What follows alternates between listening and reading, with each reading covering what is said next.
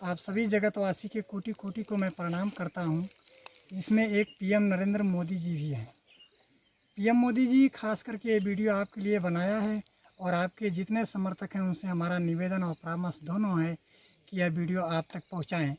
अब आपको हम मुद्दे की बात करते हैं। पीएम मोदी जी, हमारे परिवार में जिस न्याय प्रणाली को लेकर हमने आप तक वह दस्तावेज को पहुंचाया था, उसमें जो भी आपने मंजूरी किया उसको कागज़ को न देने के कारण परिवार में विद्रोह खड़ा हुआ। एक दिन इस बात को लेकर कि गरीब बनाया तो, लेकिन अमीरी का तेरा कोई पता चल नहीं रहा है। मैंने कहा ठीक है, मैंने पीएम मोदी जी को लिख कर भेजा था, उन्होंने अपने साथ में रखे हुए हैं, दिए नहीं।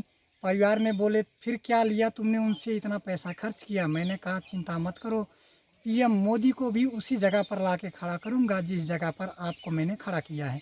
अब आप जानते हैं कि मैंने किस जगह पर उनको खड़ा किया है, आपको पता है, मैंने लिख के भेजा है। तो इस बात को मैंने कहने के बाद मैं मार्केट गया, मार्केट से आया और घर पे आया, घर से आया जंगल, जंगल से फिर गया वापस घर, खाना पीना खाया और आके रात सोया। सोने के बाद मेरे दिमाग में आया कि पीएम मोदी को, क्योंकि हम जगत के अधिपति के अधिकार में चिन्हित हैं, यदि ऐसा कुछ बात आज बोलेंगे तो कल को हमारी बड़ी किरकिरी होगी, हमें यह दुनिया थूकेगी, कहेगी तभी इसने सच्चाई को जानता था, तभी बार बार प्रधानमंत्री को या और किसी या प्रशासन को या किसी आम जनता को कुछ भी बोलता था। तो ऐसी कोई बात नहीं है, उद्देश्य नहीं है कि जो हम आपको धमकी दें।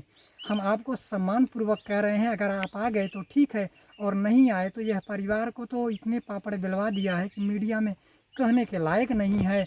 तो आपके साथ क्या क्या होगा वह आप अंदाज़ा लगा सकते हैं। तो प्रधानमंत्री जी, अब आपको यह तय करना है कि जून के महीने में आप सम्मानपूर्वक हमारे परिवार में आकर मुलाकात कीजिए और इतना बता दीजिए कि हाँ, यह बातें सत्य है कि आपके जीवन में धन की उत्पत्ति होगा और इसमें हिस्सेदारी भगवान ने हमको चुना है करने के लिए, जिससे कि हम दुनिया में नोटबंदी किया है इस देश का, यह दुनिया जानती है। यह बात आप स्वयं उस परिवार से कहिए और यदि आप ऐसा नहीं करते हैं तो हमने इस दस्तावेज को भेजने के लिए काफ़ी पैसा खर्च किया है, उसे सुल करने के लिए चाहे कितनी भी सामने वाला को नुकसान करना पड़े, उसके लिए हम तैयारी में हो चुके हैं एकदम। अब यह मत कहना कि हम आपको धमकी दे रहे हैं। भला कौन धमकी देकर अपनी मर्यादा को, छवि को गंदा करना चाहेगा। अगर हम ऐसी कुछ बात बोलेंगे तो हमें कई जानकार, कानून के माने जाने नेता, प्रशासन, कई लोग देखते हैं, कहेंगे कि अजय गौतम क्या बोल रहे हैं ऐसी बातें। तो इसे आप अब ध्यान से सुन लीजिए फिर से एक बार कि आपको हमने कहा कि आपको जून के महीने में आना है 2026 के सन में, हमारे घर में उस परिवार से मुलाकात करनी है। अब क्या आपके आगे विचार है, आप वह चाहे वीडियो में बताएं और चाहे ना बताएं या ना आएँ, जो हमें आगे करना है उसे तय कर लिया हूँ कि करके ही छोड़ूंगा। क्योंकि राजा और रंग दोनों में हम चिन्हित हैं, तो हमें राजा और रंग की कोई घमंड या राजा का मतलब कोई घमंड या रंग का कोई दुख नहीं है। सिर्फ जो साथ में हुआ इस बात का दुख और चिंता है।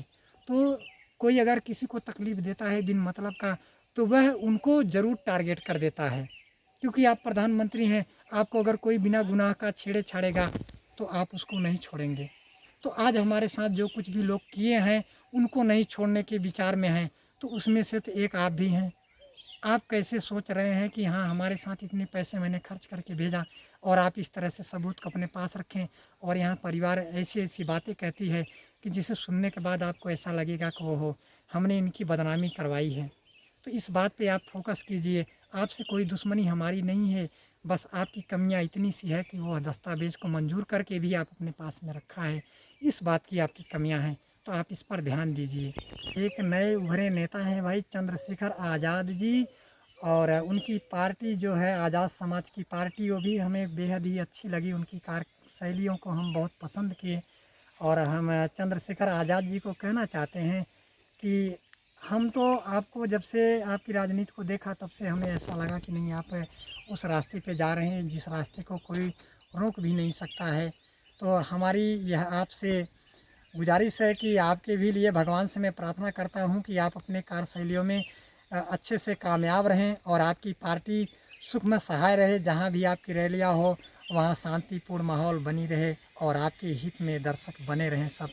और मायावती जी के लिए मैं कहना चाहता हूँ कि देवी मायावती, आपकी भी आज के दौर में सराहना होती है हमारे गांव इलाके में कि बीजेपी की सरकार में ऐसी कानून व्यवस्था है कि देश में हमेशा कुछ न कुछ होता ही रहता है। और एक समय था, मायावती का सरकार था, तो प्रशासन से इतने गुंडे डरते थे कि वो अपने सुरंग में भी कांपते थे। आज भी लोग कहते हैं समाज में कि गुंडे सुरंग में भी कांपते थे कि कहीं पुलिस सुरंग में न धावा बोल दे।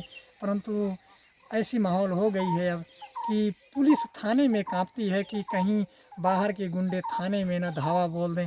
और जीता जागता इसका प्रमाण मणिकपुर है, जो कई सालों से हिंसा में जल रहा है। यह